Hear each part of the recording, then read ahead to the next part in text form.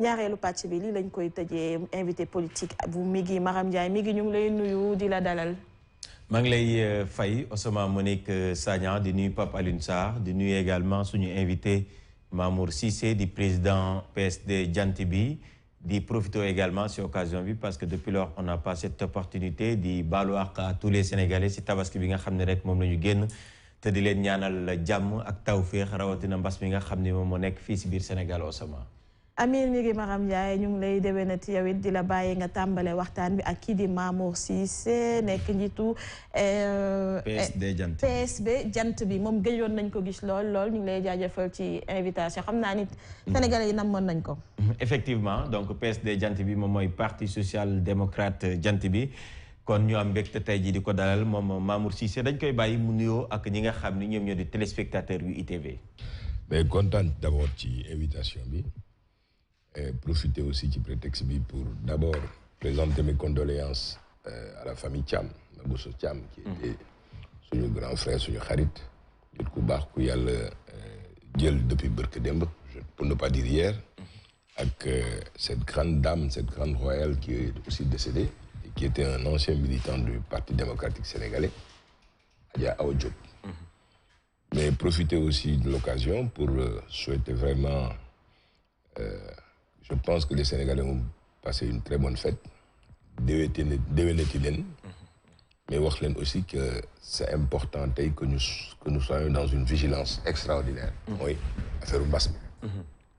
Donc vraiment merci encore une fois d'avoir eu ce privilège d'être un invité de ITV. Alors foofu nga ko dooree sax foofu la ñu koy dooree li nga xam mooy waxtaan bi ci wàllu politique maanaam yorinu mbas mi fii si biir Sénégal. Alors tolluwaay bi ñu ngi ci lu ñuy tuddee troisième vague parce que mois de mars 2020 le mbas mi tàggoo wala bokk yëglu ñëw dugg biir Sénégal depuis lors ñuy xeex ba jàppoon ni mbas mi daanaka jeex na tey ñu gisaat ni mbir mi tey la waalo gën a ay comme ni ñu koy faral di waxee yow ban jàngat nga def ci situation évolution maladie bi fii ci biir Sénégal. mais Mehdi pour d'abord constater leen Sénégal dafay vivre ci benn village planétaire. li xew ci mbedd mi mënul bañ a impacté ci ñun soo xoolee tey des pays 1000 fois mieux outillés que le Sénégal ñi ngi vivre mbas mi guddeeg bëccëg. comment comprendre un pays comme l'Australie au départ dafa opté woon ci éradication totale mbas mi mais presque tous les 3 mois yëf yi dellu si waat am na moyen peuple bu discipliné mais yëf yaa ngi fi parce que mu neex mu naqadi pandémie bi tey c'est planétaire. pourquoi parce que les échanges sont devenus planétaires. loo xam ne fa mu démarré muy Chine mais en moins de 90 jours impacté na ci àdduna bi yëpp kon li ñu war a def rek mooy prévention te prévention bi kenn yaakaarul woon ne fii ak 5 ans à plus forte raison 10 ans dinañ trouver vaccin yàlla dimbali ñu en moins d'1 an ñu mën am vaccin mais nit ci gëmuñu ko problème am na. mais d'abord balaa ñoo dugg peut-être ci wàllu woowu mooy wàllu sensibilisation beeg prévention bu ñuy xaar askan wi suñuy ñëw ci cause également troisième vague bi lan nga jàpp ni tey jii moom moo tax ñu egg ci fii yaa ngi cité yeneen pays mais au Sénégal lan moo tax ñu egg ci situation bi alors que mënoon nañ ni la situation était sous contrôle. non elle pouvait pas être sous contrôle parce que gis nga discipline dafa am solo mais suñuy de par notre comportement mais situation mënul woon nekk sous contrôle parce que moo tax mooy li ma bëggoon wax léegi.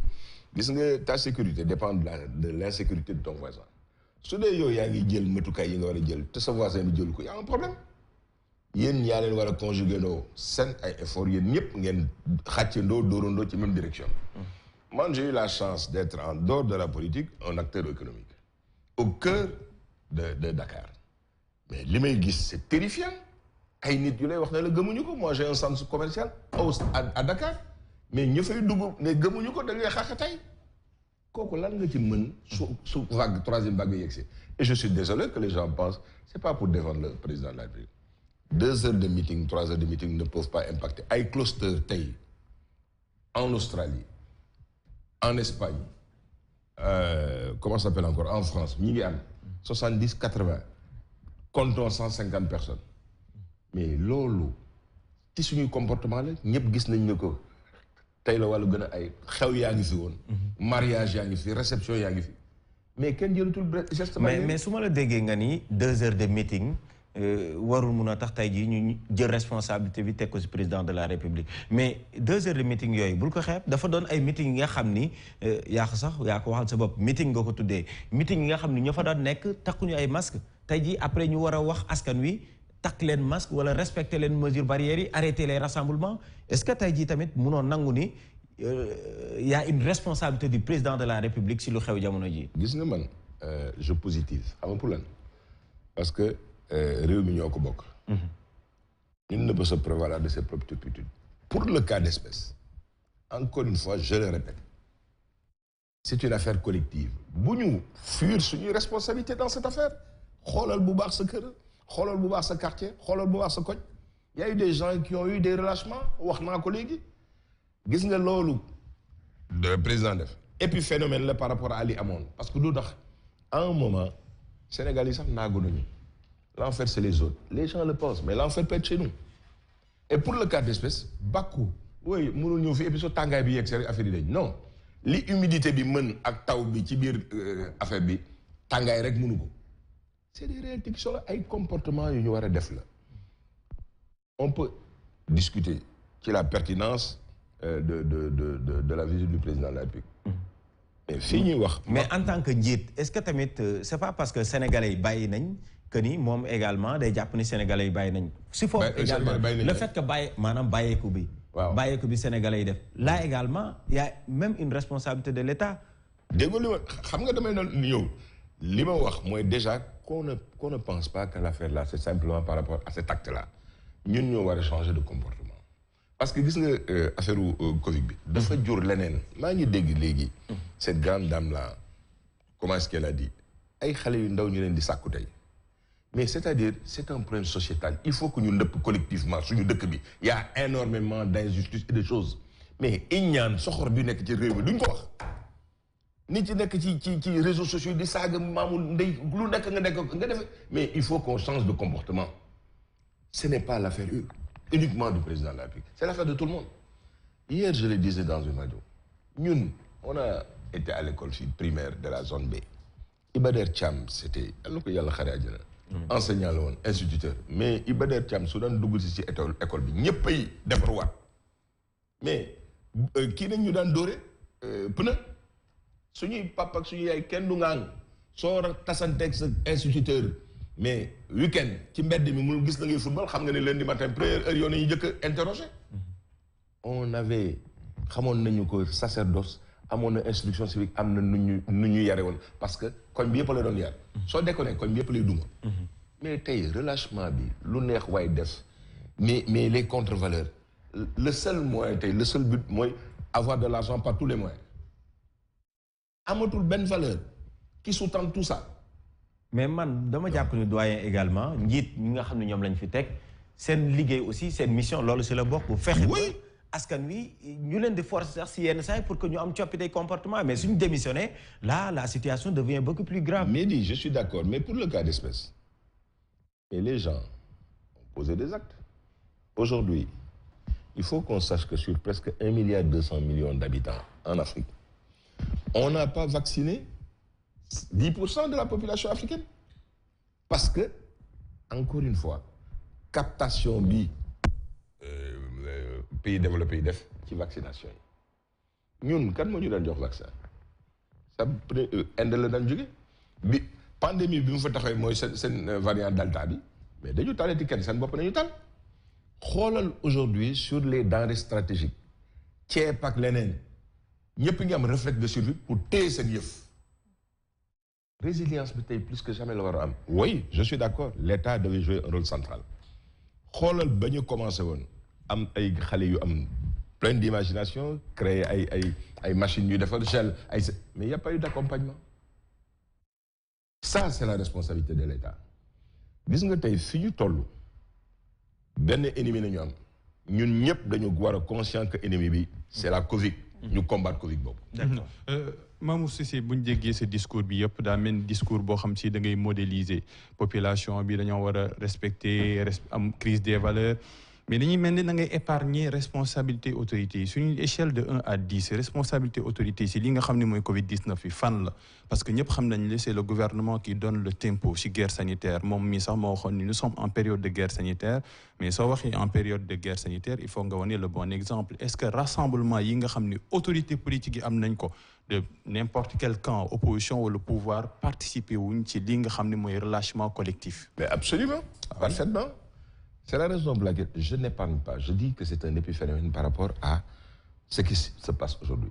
C'est-à-dire, on n'a fait que contempler le monde. Ce dont il s'agit aujourd'hui, c'est de le transformer. Est-ce qu'on a le droit, nous, de continuer à contempler le monde alors qu'il y a des actions concrètes à poser aujourd'hui? Mais qui doit le transformer, ce monde-là? Mais nous tous, parce que nous sommes des acteurs. Mais ñëpp xam nañ il y a une échelle. Covid war na dépasser l'État. Covid, c'est pas que l'État, c'est nous d'abord. C'est chez moi d'abord, parce que si je ne protège pas ma famille, si je ne protège pas mon père, si je ne me protège pas, mais lui, xoolal semaine bi, des gens et pas des moindres, yooyu génn àdduna. Comment comprendre qu'en 5 jours, il y a eu plus de 350 décès ñu yóbbu baax yóbbu fi. Mais donc, ça veut dire que mi ngi touché partout et ku nekk. Variant bu bees bi, demal CTE yi. Ça commence à impacter sur des gosses de 17 ans, 22 ans, 30 ans. Mais oui, ce sont les conséquences. Ouais. Mais parce qu'il y a eu des causes. Mais le relâchement, d'abord, moi je vous dis, en dehors de tout, quand l'affaire a chuté, il y a eu 12 cas. Il n'y a pas autoglorifié. Un État doit avoir des préoccupations de court, moyen et long terme. Un État, il est là, présent, permanent. De ce point de vue, il y a eu des relâchements. Mais, il y a des relâchements comme non. Parce qu'il faudra privilégier simultanément 2 choses. C'est-à-dire gérer la pandémie, Covid, mais gérer aussi les autres maladies qui sont là et qui sont des urgences. Le diabète, ni dialysé ou, cancer, pour un État où tout est prioritaire. Quelque part, les gens peuvent penser qu'il y a des failles. Je ne discute pas l'État. Ceux qui sont aujourd'hui à la tête de ce combat-là sont en train de faire un travail remarquable. Je vais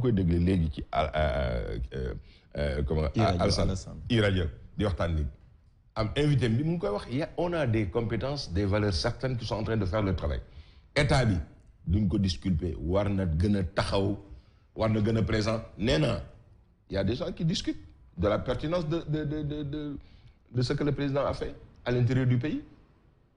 Mais est-ce pour autant qu'il faille simplement constater le néoï mom la donc les relâchement nañu def li ñu def et gëm Sénégalais on laisse le Sénégalais le soin d'apprécier quand il sera utile de le faire. Il y a avancé, mais il y a également des tâtonnements. Premier tâtonnement, ministre de la Santé, il n'y a pas d'oxygène, si centre de traitement, il d'hôpitaux, il fait sous nous. Mais nous dans la réalité, c'est tout le contraire. Il y a même une précibi. Nous savons que d'hôpitaux, oxygène, mais il ne faut pas tenir un langage de vérité parce que la situation est grave.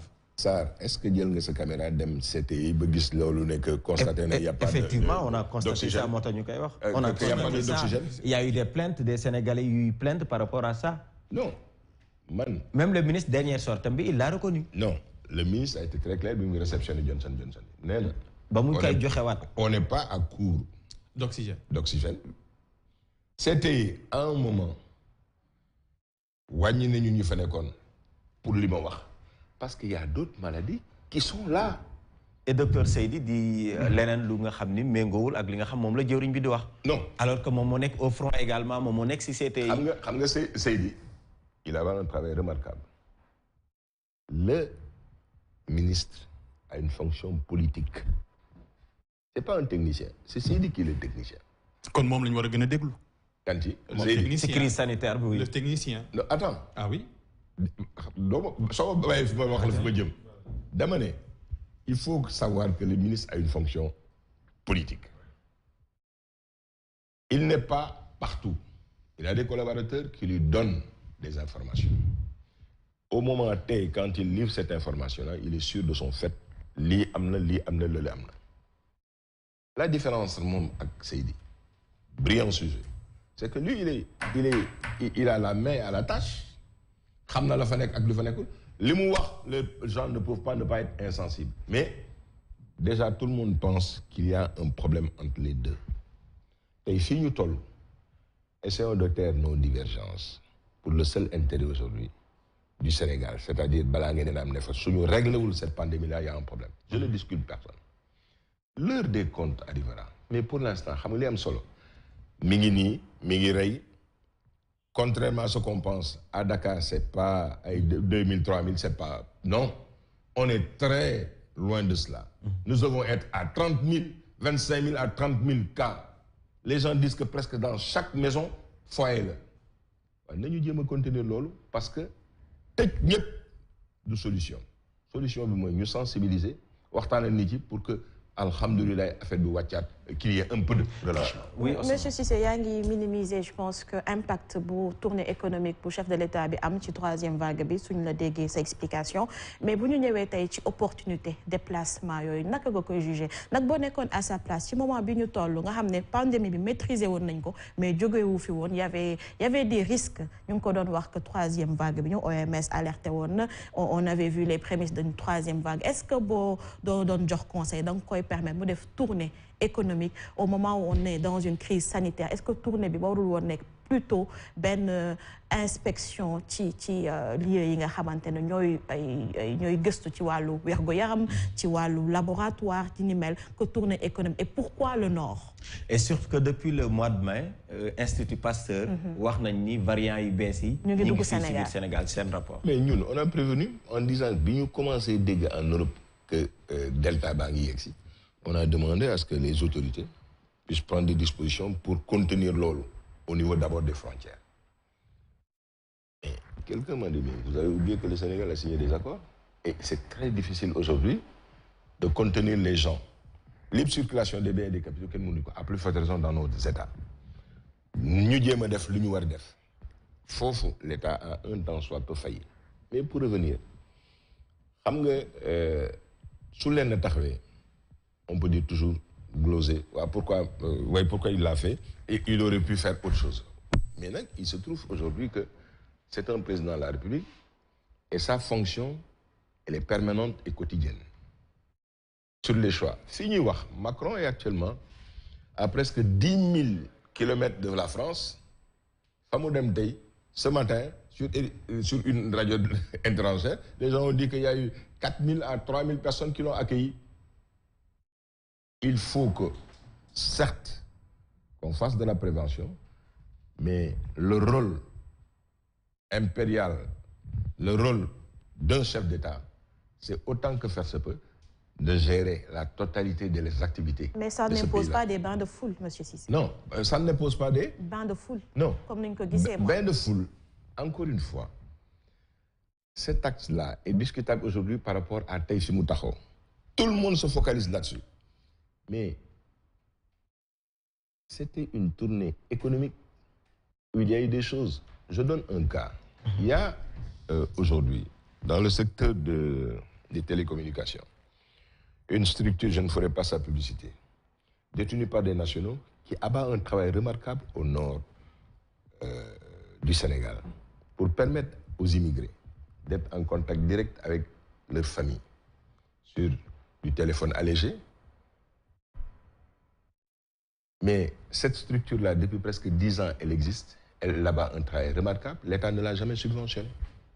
Pour la première fois, un responsable a pu, dans le cadre de cette tournée économique, rencontrer le président de la République, expliquer quoi.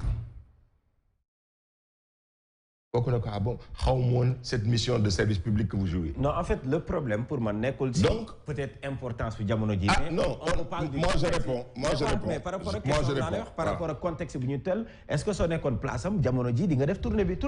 C'est normal en tant que président de la République. Un président de la République. Un président de la République. Xam nga tay bi troisième bi taxawé exacerbé ci lañu tax di wax qu'il y a une pertinence d'un choix mais quand ça se posait taxawul won aussi exacerbant. D'accord. Même si on savait qu'il était là. Je ne suis pas là pour défendre systématiquement le président de la République sur cette affaire-là. J'ai dit on peut discuter de la pertinence de cette sortie.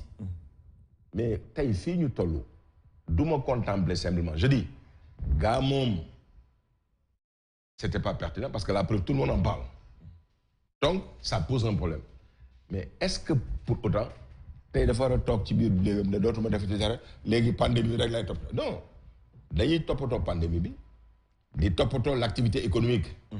parce que suñu toppatoowul activité économique bi mais lépp nag na sax sëx. alors yan mesure nga jàpp ne tey jii moom la ñu war a jël pour vivre avec le virus bañ a parce que sa xam-xam màcc na également su wàllu koom bañ a gën a rayaat suñu économie ndax lu ñu dundoon gisoon nañ ñu am na ay jafe-jafe est-ce que jàpp nga ni tey jii ay restrictions war na ñëwaat reconfinement couvre-feu lan moo sa gis-gis tey. non reconfinement couvre-feu moom bés bu amoon tey le minimum d'activité économique au Sénégal day daanu. et li muy jur la xawla wala quwwata yàlla nañu ci yàlla musal moo tax ceux qui suggèrent au président de la République mu dem ci extrême yooyu man bokkuma ci.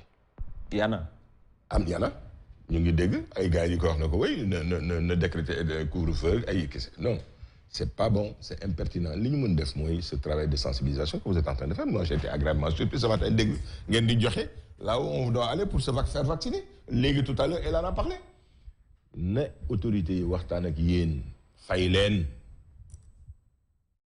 ngeen def un travail de sensibilisation li ma wax léegi Sarr ne ma def na ko mooy enquête yooyu ngeen dem dans les CTE dem au niveau des hôpitaux filmer les cas graves won ko Sénégalais won leen ne c'est une réalité. Il y a toujours les contraintes politiques ñaata demande le journaliste yi dem pour dem hôpitaux yi. non moo tax ma lay wax ne léegi xam nga dafa ma demandé quelles sont les solutions. c'est-à-dire c'est toujours le politique qui intervient. Sarr xam nga man dafa ma wax ne ma comment on peut faire je propose mais dama yaakaar ne le travail de sensibilisation il faut qu'on le fasse mais ensuite au-delà de li ngeen wax dem leen fii ñu fi vacciner et cetera am nañu réticent am na ñoo xam ne dañu paresseux wala peut-être amuñu passe bi nañ leen fekki fa ñu nekk oto yi dem Sandaga taxaw foofu. comme bëgg a piqûre ñu piqûre la. comme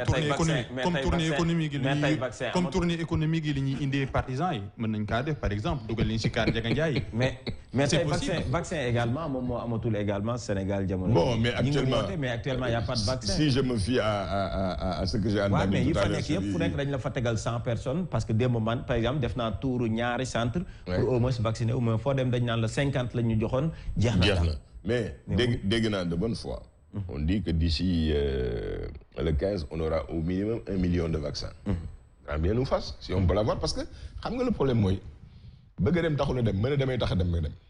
c'est-à-dire, si on a les structures pour avoir cette autonomie-là de pouvoir te vacciner comme tu veux, c'est pas possible.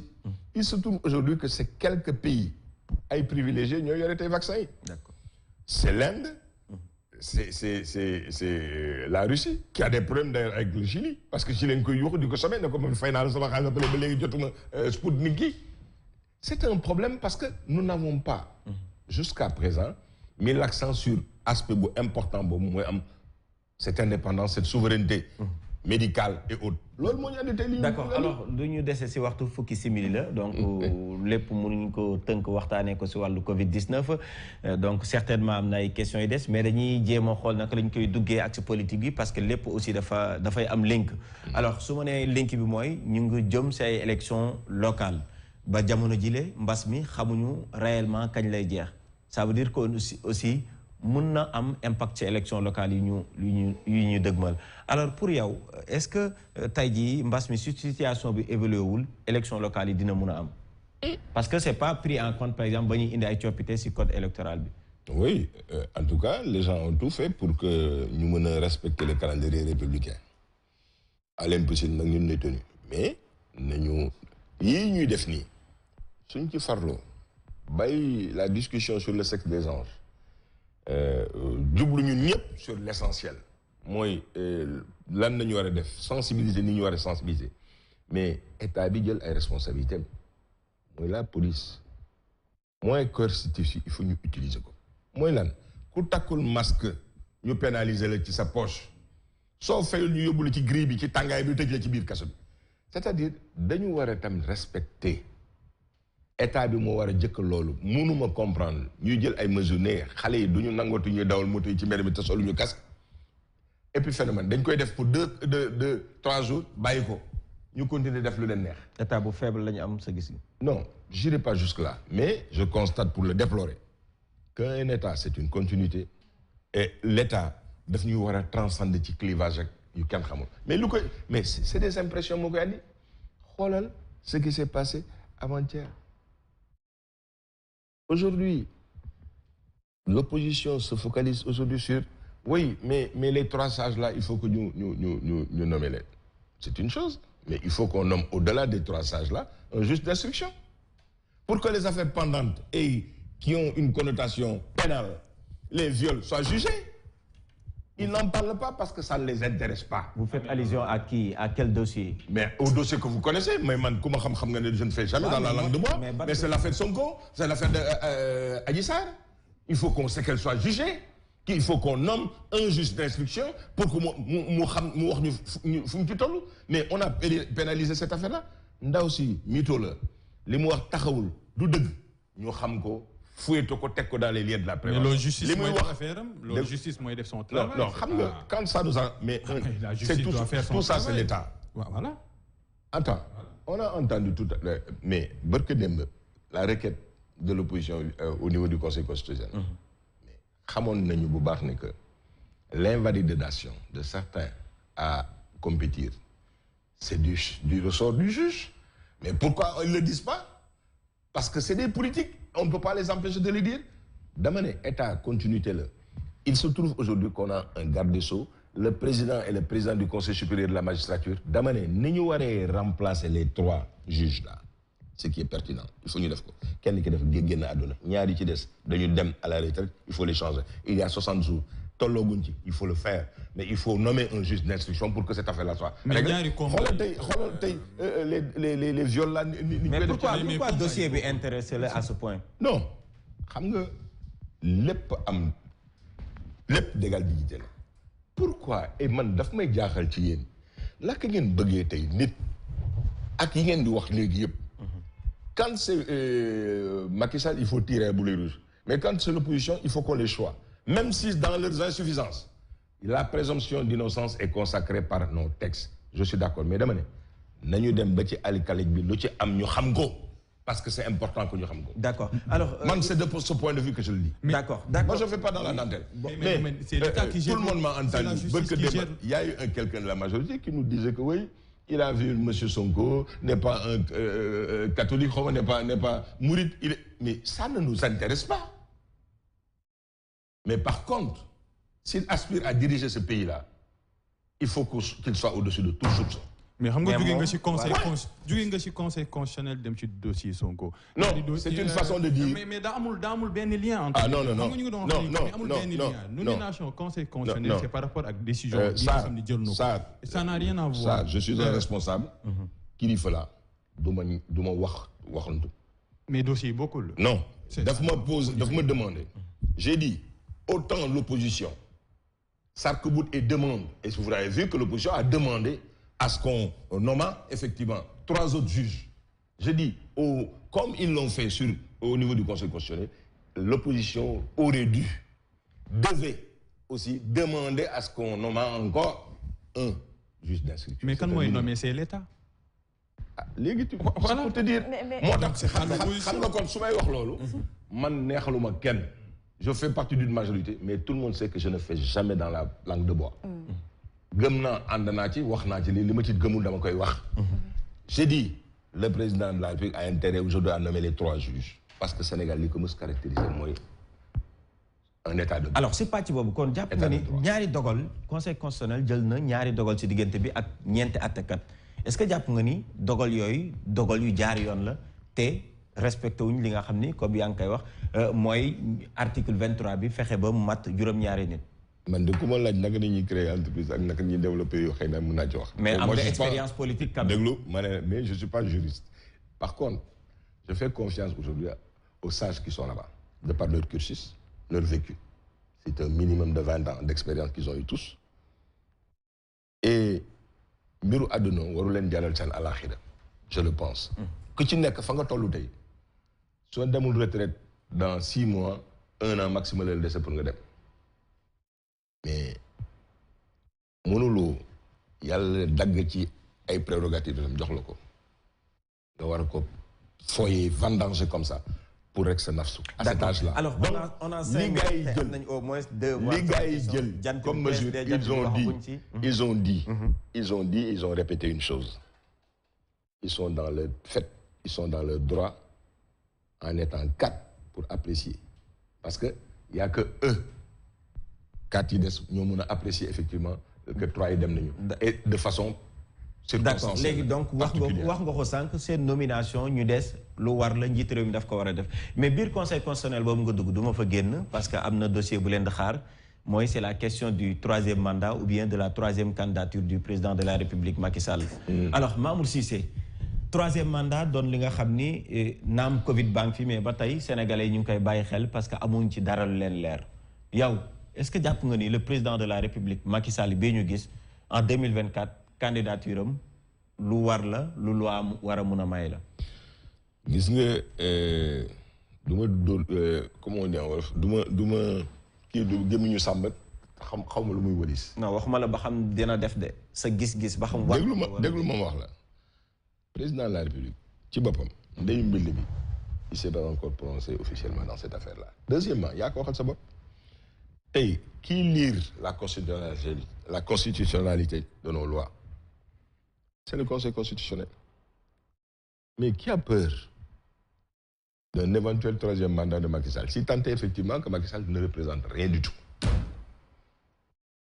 Man sama problème xam lan la il faut que les gens sachent au Sénégal que kenn mënul sàcc élection ñëpp xam nañu le rôle que j'ai joué. mais en 2012 mais lii c'est pas actuellement. déglu ma wax la non mais temps bi lu si des bëriwul mais question. déglu ma wax la loolu également. non damay tontu dama ne parce que on a qui a peur dama ne. non qui a peur élection. mais xam nga démb rek. waaw daal moom point de vue yow sax dégg li ma wax. ba léegi tontoogoo si Mamour Cissé. non si dama ne 3e mandat ba léegi tontoogoo si. ma ne 3e mandat yaa ngi. non mais xam nga da ngaa wax ne da ngaa direct mais. non monsieur Sarr loolu. même opposition bi et puis ay nit pas des moines ci biir opposition bi nee nañu Macky Sall a droit à un 3e mandat. kan moo ko wax si opposition bi. Diaz. dégg naa benn son bu Barthélémy Diaz moo wax ni Barthélémy Diaz moo wax ni président mais déglu nga ko loolu déglu nga ko. mais yow nag waaw en dehors de loolu dama ne Macky Sall soo amee droit tey déglu naa Babacar Gueye bi mu ñuy alerté yàgg na mu ne Macky Sall a droit compte tenu de ni ñu wax parce que dañu ne nul n'a le droit de faire 2 mandats plus de 2 successif boobu c'est 7 ans 5 ans donc yeewu suba teel parce que daf la arrangé rek et c'est circonstanciel wala boo xam nga ne donc su fi waa ji demee 3e mandat daf lay gagné ngay ñëw di lakk leneen alors que ñeen ñi wax ne loolu man tollu ma foofu Macky Sall su amee droit à un 3e mandat na ko def. da nga koy jàppale parce que sénégalais yi non loolu c'est autre chose xam nga nan ngay soutenir nit ci base programmatique man dama am ay contraintes ak ay préoccupations xam ne ni moom may tax ma dem parce que élection présidentielle issue tey résilience bi ñu toll.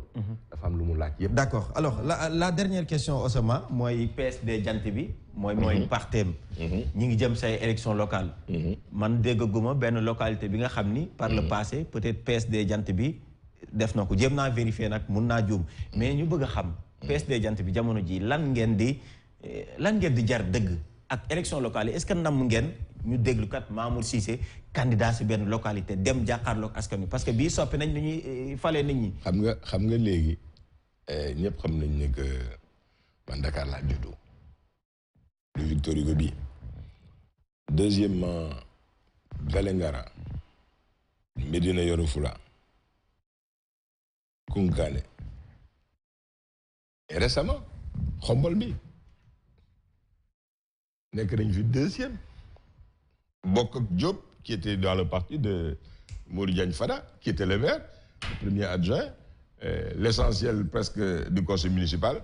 bokk nga ma wax la majorité c'était nii waxuma bokk de. non waxuma la bokk dama la wax ne la que boobu on était là-bas dañ ko gagné amatul aujourd'hui et il faut nga xam ko et il faut que les gens aient de la modestie mais depuis combien de temps aucun parti politique n'est pas allé seul aux élections. C'est des coalitions. C'est logique à bon dos. Non dama ne c'est-à-dire aujourd'hui c'est très difficile. Dernière élection bi ñu dem c'était les élections législatives pour être 4e. Man Baldé ak Guirassy. Il y avait plus de 50 ou 70 listes. Les bulletins ça nous a créé énormément de problèmes parce que tout le monde pensait que nous, d'ailleurs, on devait être 2e ou 3e. En dehors de la coalition Benno, la coalition dirigée par le président Abdoulaye Wade, avec les Moustachidines, nous étions les 4e. Depuis lors, bonne élection, moi je peux être courageux, mais pas téméraire. Hein? Même dans le cadre de cette majorité bimonèque, j'ai dit, élection locale, c'est des élections de proximité. L'union est privilégiée parce que man gawuma cumul de mandat.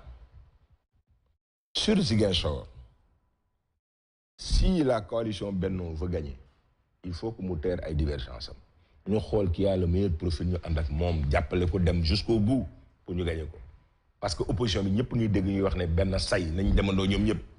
alors, on peut être courageux, mais pas téméraire. Moi, je ne fais pas de la folie. Ce n'est pas de la fixation. Deuxièmement, à mon âge aujourd'hui, qu'est-ce que j'ai à prouver? Moi, j'ai un métier. La politique ne saurait être une fin en soi pour moi. C'est un moyen pour être au service de sa population. Un point, c'est tout. Moi, je ne fais jamais dans la langue de bois. Mais, je crois en l'alternance générationnelle. Je ne raisonne pas par rapport au cœur. Le Sénégal a besoin de têtes froides.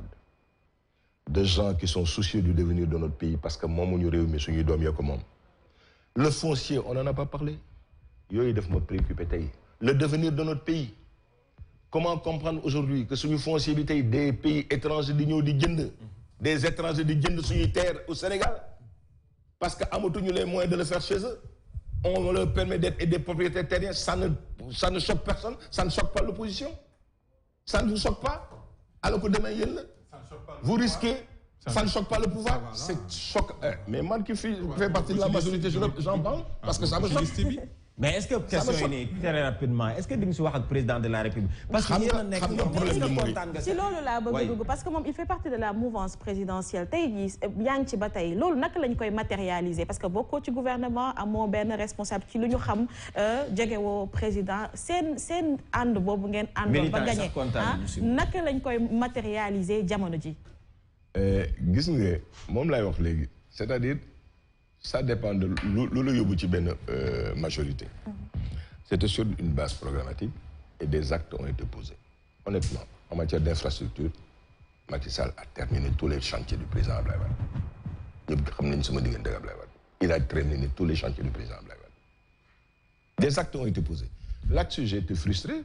L'idéal, c'est qu'on légifère pour permettre aujourd'hui à ce que 50 ou 54% de tous les marchés publics soient détenus par des Sénégalais bon teint. Parce que résilience, tu l'as commencé. Si nous faisons ça, nous devons développer te compter ci say force ba paré lolu nak dafa am ay comportement ay yu mu laaj mais dama ci dul dégg man opposition bi mukk ci aduna un des politiciens rek la wax non dama koy wax xam nga lutax parce que yoyu dafa am solo ñun France dégage c'est le même combat li lay mener France dégage non c'est le même combat xam nga am na loo xam ne ngay wax naan yëpp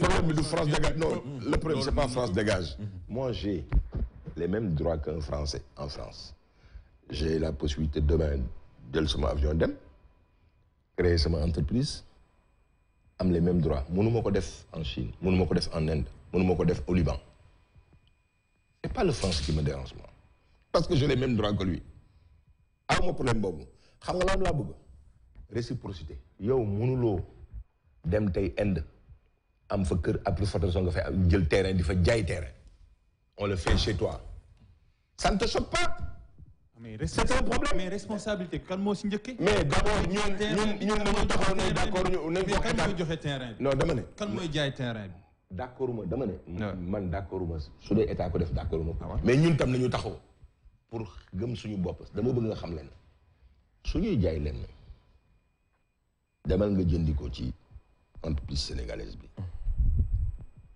di nga permettre que ñu waa ji créer de la valeur ajoutée employer ay nit moo gën ngay dem xoolal léegi le réflexe bi ngeen def xoolee tëdd yi ngeen sol yëpp c'est standardisé ay sénégalais ko ñëw mais ça fait plaisir donc il y a un changement qui est en train de se faire c'est pas des slogans ay France dégage gëwuma yooyu